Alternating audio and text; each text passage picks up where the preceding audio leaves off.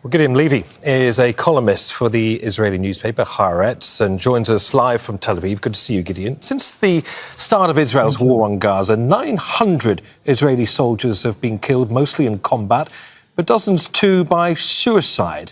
We're talking about reservists, officers, mandatory service soldiers killing themselves after fighting in Gaza.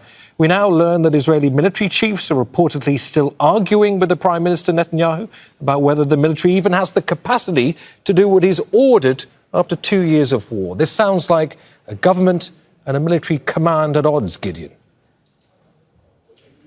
Yes, it sounds as it is, and it's not very promising and not very encouraging for Israel.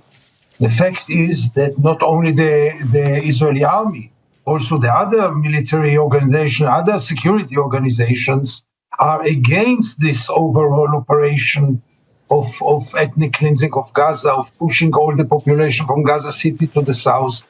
But the government seems to be very decisive, and I don't see anything stopping the government of doing it except of a phone call from President Trump, a phone call that doesn't arrive.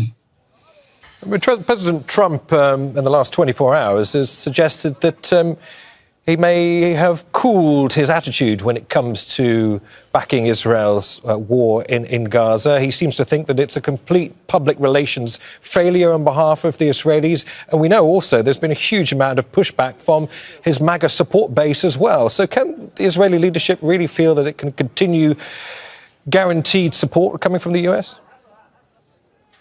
Not guaranteed, but they were very successful until now with misleading him, with spreading all kinds of hollow promises, which they never fulfilled, by the way, promising him total victory and achievements, a Riviera in the Gaza Strip. All those things are obviously totally hollow and have nothing to do with reality. There will be a point in which he will realize that he was cheated, but I don't know when will this moment come. Right now, he still gives Israel the full support, but it seems that time is running out for Israel. But meanwhile, dozens and dozens of people are killed on each day. The army is working now very intensively in Gaza City, and the catastrophe continues. We know, Gideon, of course, the history teaches us when governments and militaries are desperate that all sorts of brutality and violence could ensue. Netanyahu's security cabinet met on Sunday to discuss the next stages of the offensive to seize Gaza City. A full-scale offensive, we believe, may start in a matter of weeks. But what does Netanyahu really think he can achieve in Gaza City beyond further starvation and the annihilation of human lives? He sees two things and maybe only one.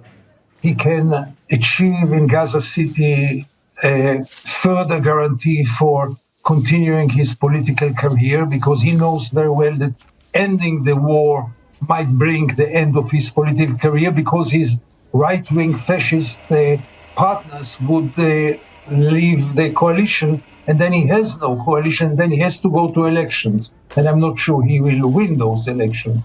And the second thing, maybe there is also some ideological core in him, namely that he really believes in an ethnic cleansing of Gaza as a solution.